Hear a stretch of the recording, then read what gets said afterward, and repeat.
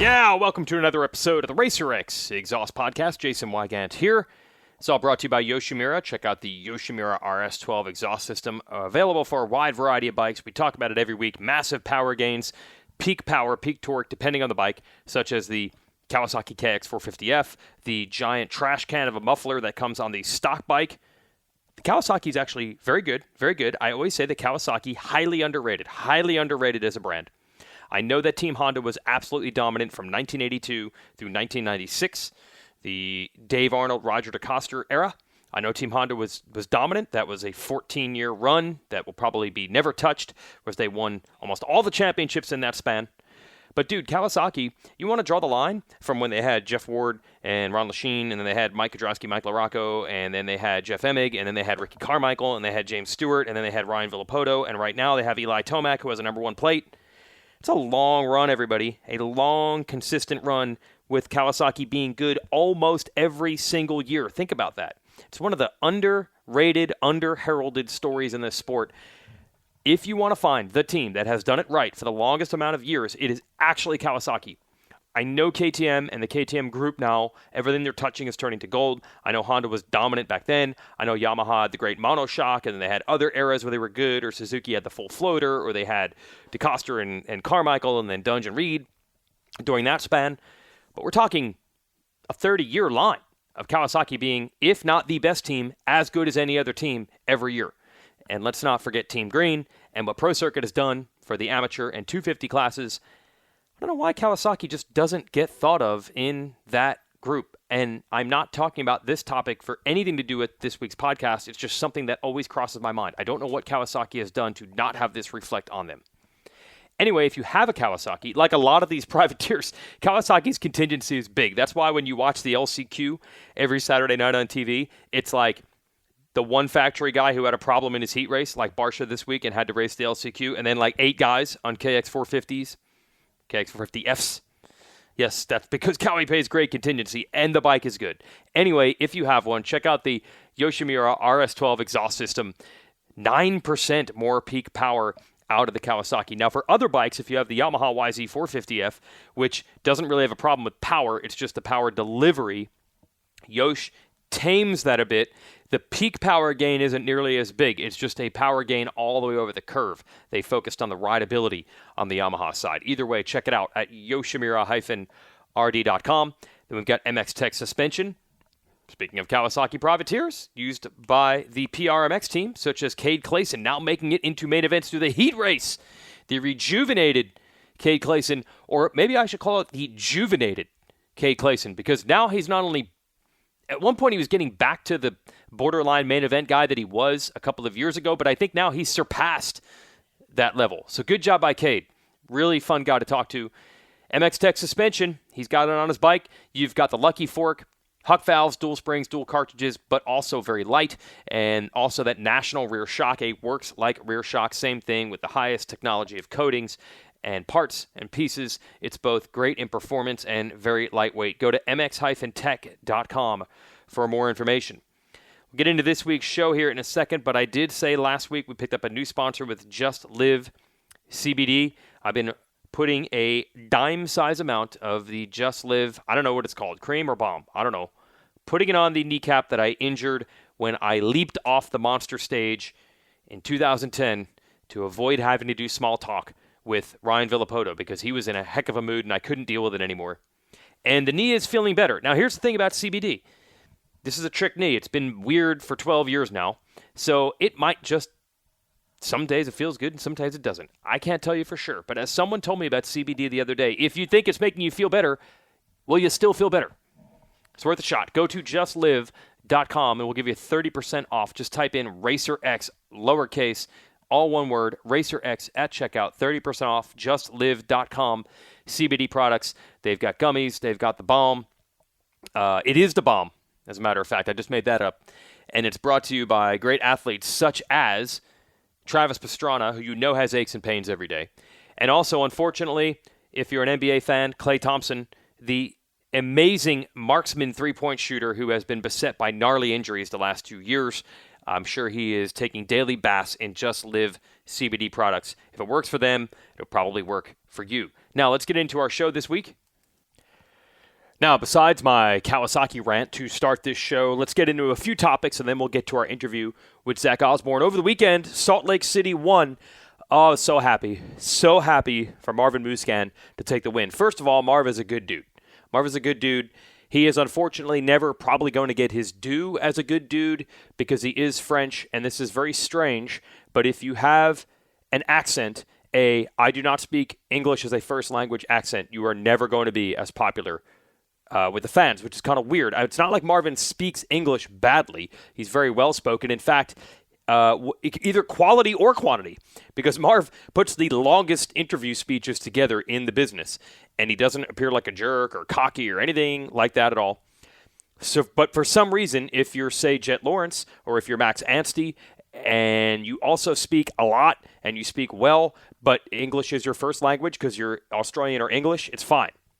Marv wins, and I mean, this is a big deal, Marv had not won a race since 2019. He was coming back from a big injury. This season had not been good by his previous standards, and I have got to think that there was a time that he was starting to say, man, am I going to get back there? Am I going to get back to where I was podiuming all the time and maybe winning races?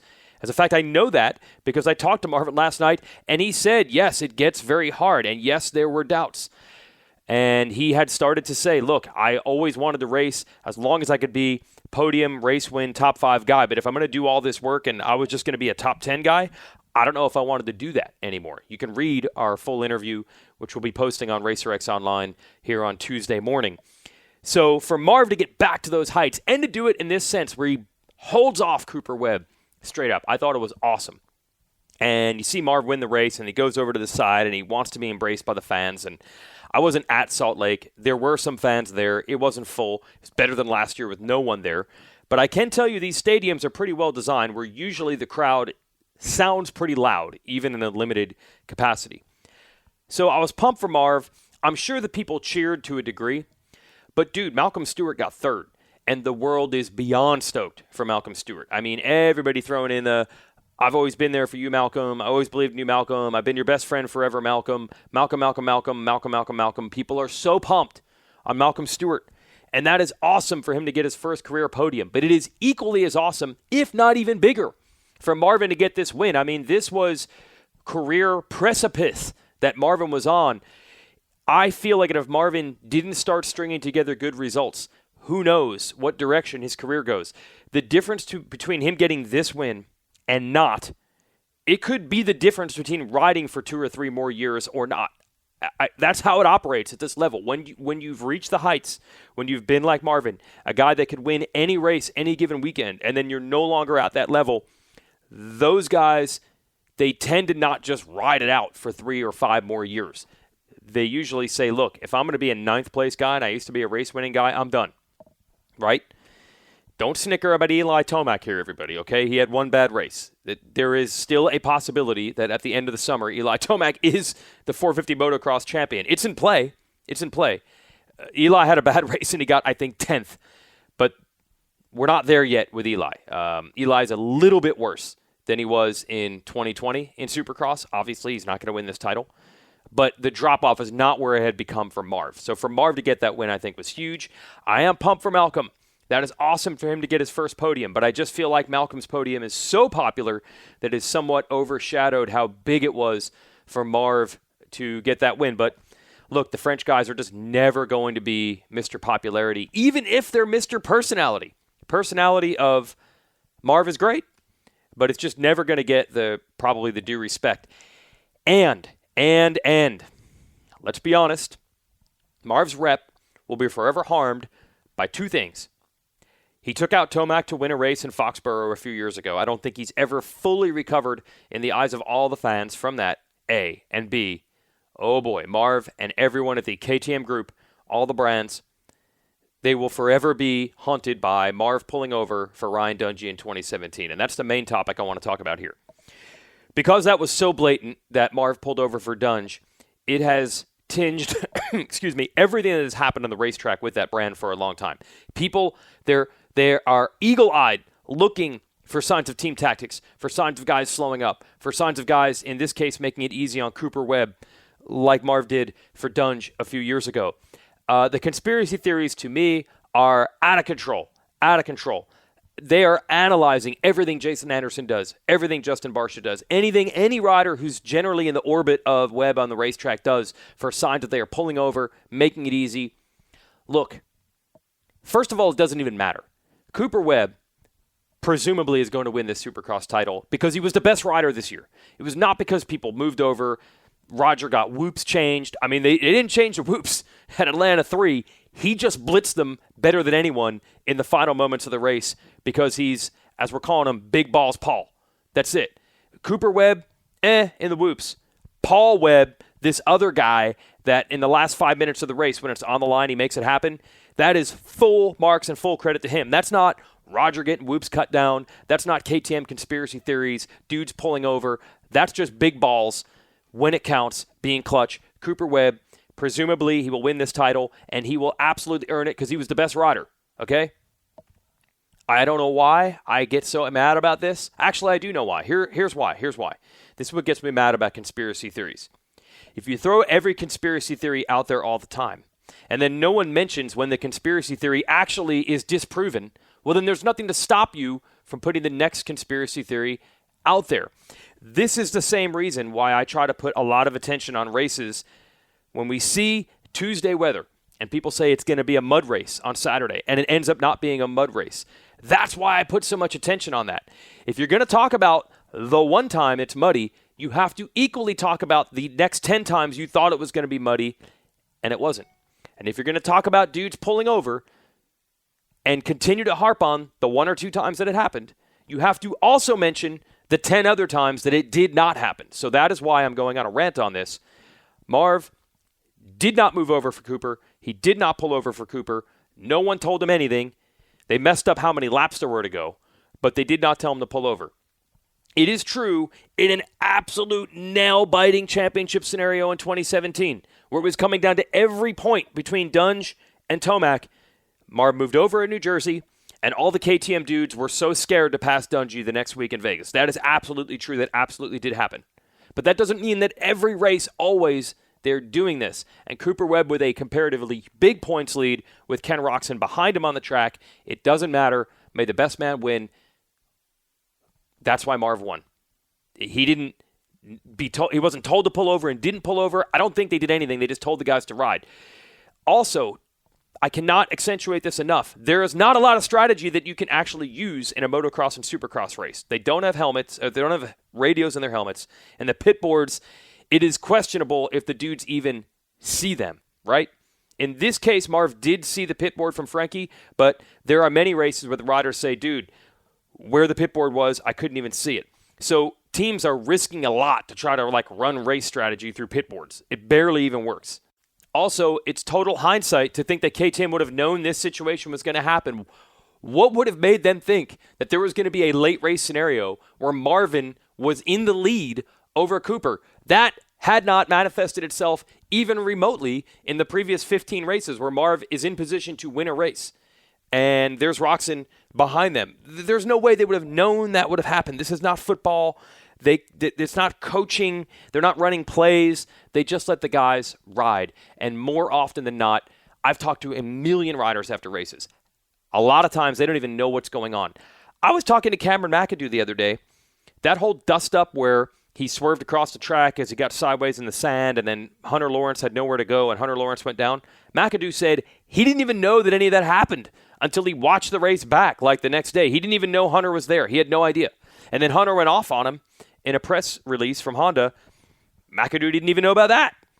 So the awareness that you think that teams and riders have where they can work out all these strategies, you'd be surprised how little they know is going on out there. And this is, again, something I've learned through a lot of post-race interviews where riders don't even realize what has happened. Why am I going so big on this? You might be saying to yourself, why are you yelling at me, dude? I didn't think that Marv was going to pull over. Maybe you didn't, but many people did. And the reason I have to accentuate this is so if you only talk about the 2 times people pull over and you forget the 12 times they didn't, it makes the team tactics thing seem like a much more common issue than it is, okay? Jason Anderson beat Webb straight up at Atlanta 2 just a few races ago, okay? He beat him straight up. He passed him in the whoops. He beat him. In that same race, Webb's trying to come through, and he gets into a battle with Barcia, and Justin Barcia does Justin Barcia things, which is I'm going to do everything I can to hold my position, all right? That I have to accentuate that, just like I have to accentuate when there's a race. Oh, the Tuesday weather forecast says it's going to be a mutter, and it's not. I got to accentuate that so we remember every time we see a rain forecast on Tuesday, oh, yeah, but the previous 10 times that's happened, it doesn't actually result in a mud race. So that's why I'm going off on that. Good for Marv and good for everyone involved. They just raced it out. And by the way, Chase Sexton didn't pull over for Roxon either. I just remember these things. Remember these times when dudes didn't pull over. We are in a title chase where every point does not count. It's likely not going to come down to 1 point or 3 points or 4. It's likely it's going to take a complete disaster by Webb or it's over. It doesn't matter, these few points. If it was tied, maybe you see something. We've seen it before. I'm not going to deny it. Okay, rant over. Let's get into, one more thing I've got to talk about. Jett Lawrence went off on Mosiman in the press conference after the race. Now, I know that some people are pissed at Jett now because they're saying, like, wait a minute, Jett, you're mad at this dude? You took him out first out of nowhere early in the season, and then he took you out, and then you were even. And then he's mad at Mosiman for running it in close to him in a corner here. I watched this a million times back. I think Mosiman checked up. I think Mosiman could have hit him and chose not to. He actually checked up. This is when Jett passed him, and then Jett was on the outside of the next corner. Mosiman came up the inside, but checked up. So to me, that didn't compute why he was so mad at Mosiman. I've now heard from a source close to Jett Lawrence, his agent. It's not what you see on TV or in the stands. According to the Jett Lawrence side, Mosiman does all kinds of little things. Practice, press day, qualifying, heat races, mains, all kinds of little stuff. It's kind of erratic riding. It's the same way that the guys feel about McAdoo. McAdoo more because McAdoo's riding over the limit and making mistakes because of that. Mosiman more, he's just doing little chippy things, as they would say in other sports. And it's not takeouts that you see on TV. It's revs, it's showing guy a wheel, it's getting in someone's way here and there when it doesn't even matter. Press day and qualifying when it really don't need to do any of that stuff. It's all those little things. From what I'm hearing, I equate it to this.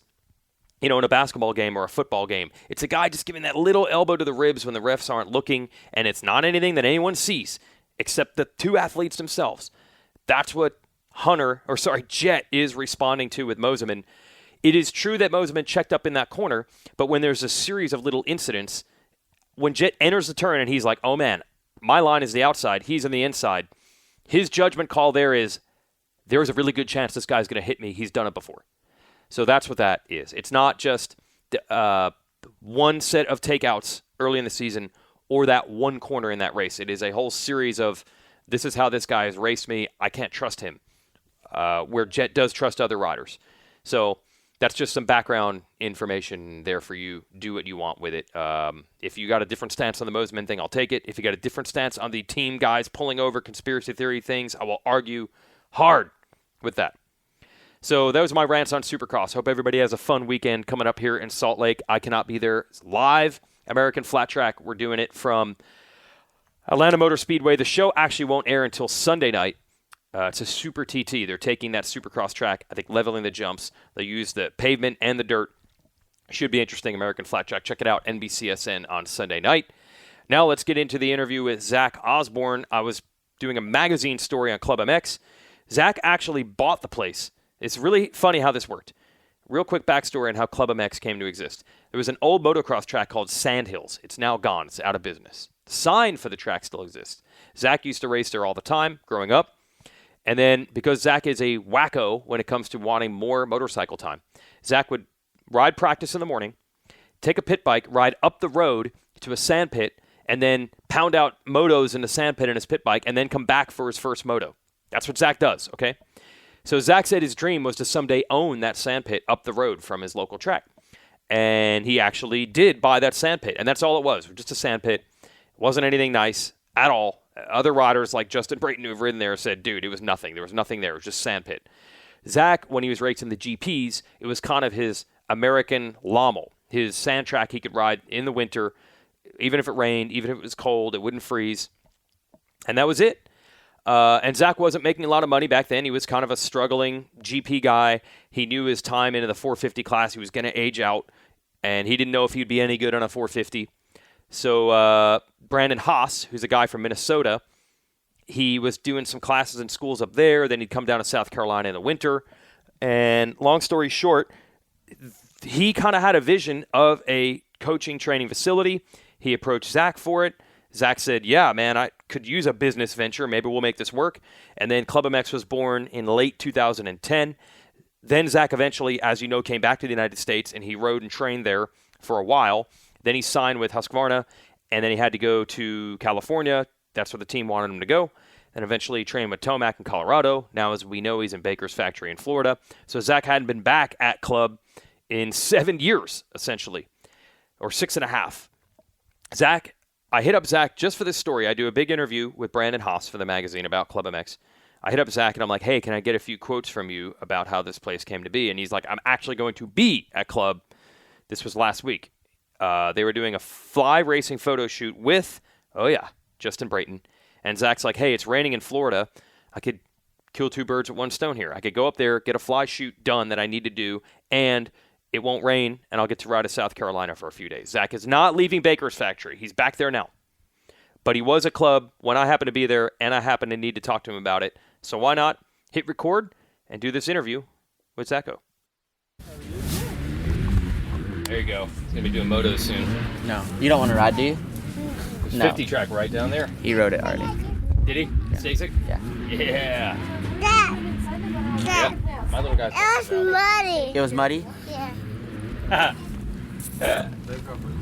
Dude, they had the best time. It's going to be fun. Okay, so first of all, how's the comeback going?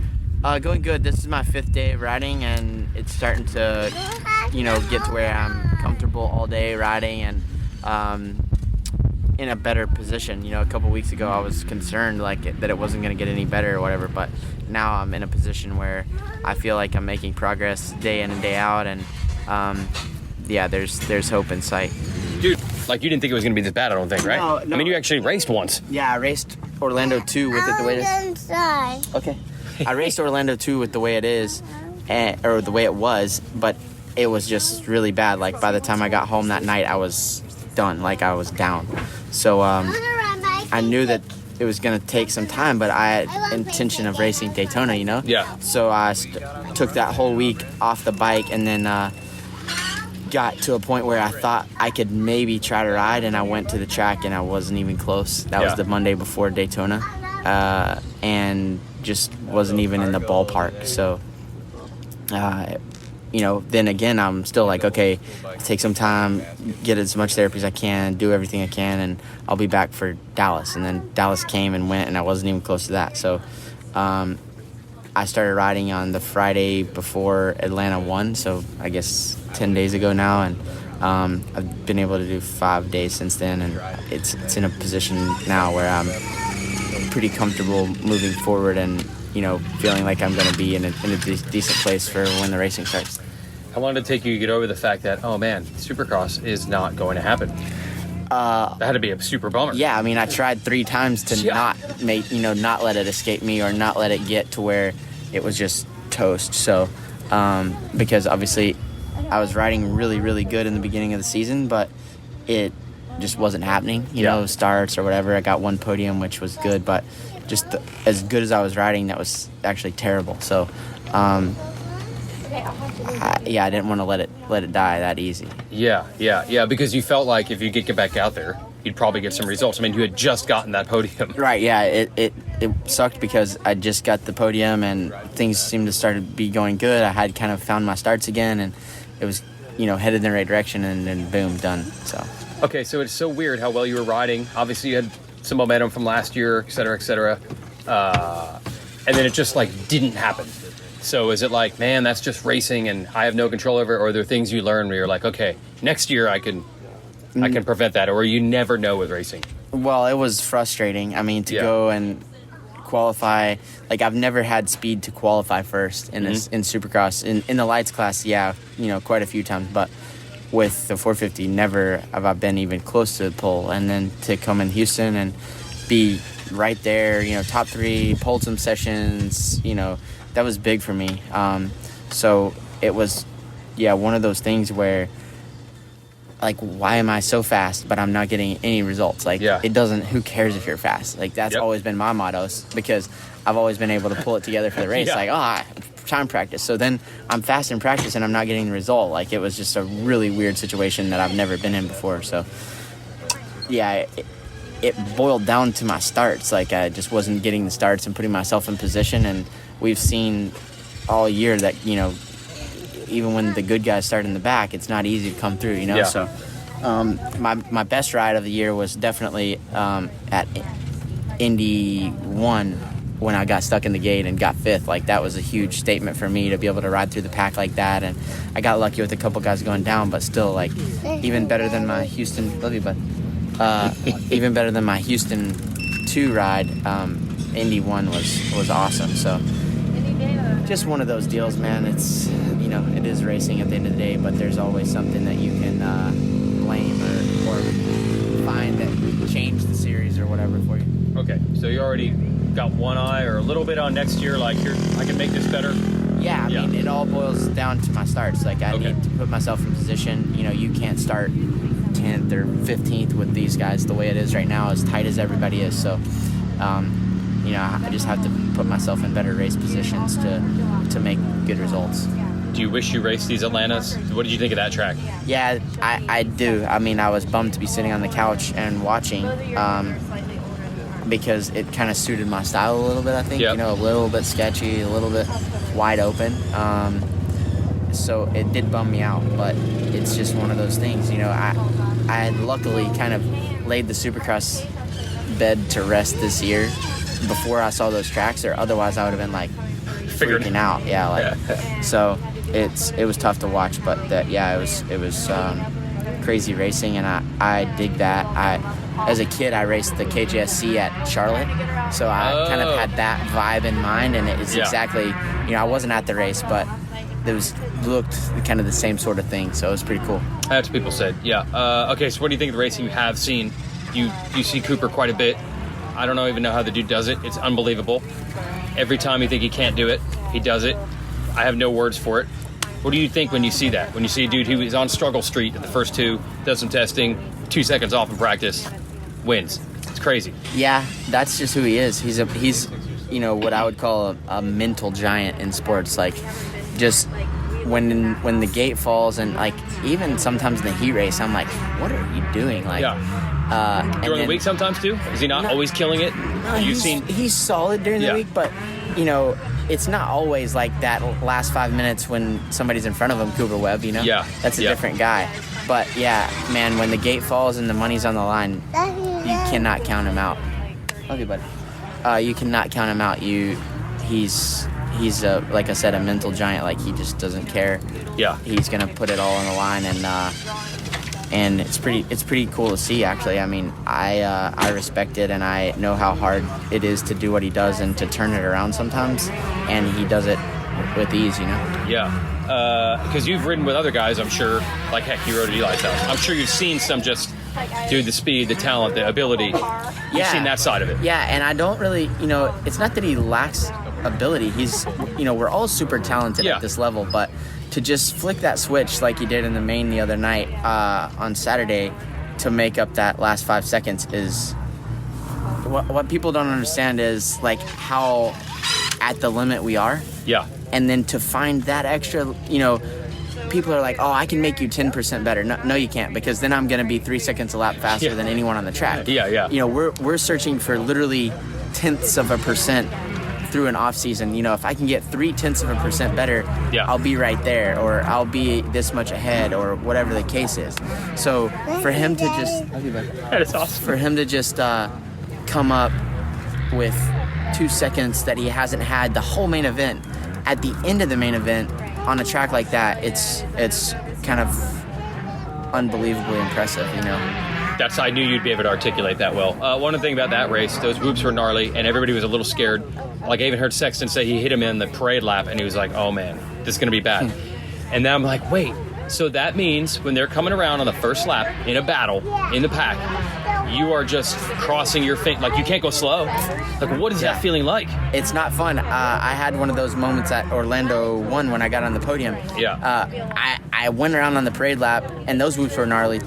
Yep. You know, they were short but gnarly. Yep. Even gnarlier for the second Orlando. But I was like, I can jump triple quad right here, and I need to do that. So I went to the gate, pulled the whole shot, got to the whoops, go to skim, and almost kill myself, you know? Because you just had to. Yeah, because you're in the lead. You're in the lead. You're not going to go triple quad. Well, it turned out to be my strongest point on the track at the end, but it's just hard to put that, you know, you skim whoop so much, and then to come around on the first lap leading a 450 main event and commit to a jump line, it's tough. So, yeah, I know where they're coming from right there. You know, you did kind of what Webb did there, though, because the first lap or so was okay. That kid's really good. Yeah. Let me just let them go by. You had the whole shot. It was going okay. Make a mistake in the whoops. You start going back. And then, dude, somehow you, like, pulled it back together. Yeah. Kind of did the same thing. Yeah. I mean, it's also one of my strengths, you know. I can kind of gather myself up. There was plenty of times last year outdoors where I was 3 seconds a lap slower than the guy on pole, you know, who was typically AC, who I was battling in the championship, and then, you know, we would go out and battle in the races, or I would win or he would win, whatever. It's just that ability to really know that when the gate falls, you're going to be at the front, and there's no other way about it. You know, you just have to kind of have that mindset. It will happen somehow. Yeah, it's going to happen. Yeah. Like, you just have to do it. Let's talk a little about club. Okay. Serious roots here for you. So, and I didn't realize you haven't come here much at all lately, so it's got to be pretty crazy to be experiencing it. This little guy's never even probably been here, right? Nope, he's never been here. Emery was, she was born in Matthews. Yep. Or Pineville. Yeah. So she came here to this. Because you were living here. Oop, that was almost bad. Yeah. So she came home to this house right here, and yeah, we haven't been back in almost 7 years now, but it's unbelievable to see like how much it's improved and kind of the original OG vision being carried out. So yeah, you were thinking of it as a training facility. You didn't know exactly how it would look, but you were hoping it would become something like this? Yeah, of course. I mean, this was always our goal, to have, you know, the best sort of stuff. And whenever Brandon, you know, bought me out and took over my piece, this is what I had hoped for him. And it's cool to see. It's unbelievable to see how much work he's put in and how amazing it looks. And also, you know, with the team growing and becoming more and more successful, it's just really cool to see all of his hard work and kind of the original dream being carried out. So you got bought out. Did you just, for your racing, it just didn't work out anymore? It was at a point for me where I needed to do this or do that, you know? Really? One or the other. It was just a lot of stress that I couldn't really wrestle with racing and that, you know? So yeah. I had to kind of make a change, and I wasn't sure if I was making the right decision, because at the time I was, you know, like a podium to fifth place, like, love you, bud. Podium to fifth place lights guy, and I didn't know how long I was going to be able to do this. Obviously now looking back, I made the right decision and my racing has gone well, but it is that is crazy to think of that. That at one point you were like, I might have a year or two and I could be out of a ride. Yeah, for sure. When I signed my Husky deal, I mean, this is kind of a side topic, but when I signed my Husky deal, I signed the Husky deal because they had a good off-road program, and I thought, like, you know, I'll do these 2 years and then I can go race off-road, because there's not going to be anything else left. So, yeah. Wow. Okay. So you and Brandon have been good the whole time. Yeah. No, we've always been good, and then he was helping with some coaching stuff this year during Supercross, and that's been really awesome. Enjoyed working with him again, and just kind of, you know, I've heard him say it recently a couple times that not many people leave and come back to him, or there's an opportunity where they can work together again and kind of see the change and growth. And Brandon, to me, is just the reason he's successful is because he's super steady, maybe even to a fault. Like, he's just never too high, never too low. It's just he's just a very middle of the road kind of guy. So that's not just what I see on the outside. That really is the way he is. And he didn't change one bit. But like, he was like, "Oh man, you've done this and this, and you're so much more calm and blah blah blah." Oh, okay. So maybe. So yeah, it's. Ready whenever you guys are. That's right. That's right. You know where to go? Yes, I do appreciate it.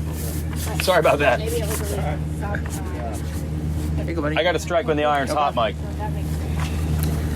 Yeah, so you've never had... Do you know where Osborne is? That's me. That's him. What? Oh, yeah, you just got Zacho's autograph. That is awesome. Oh yeah, of course. That's great. The look on his face. Yeah. Yeah, he's going to tell his buddies now. Yeah. Yeah.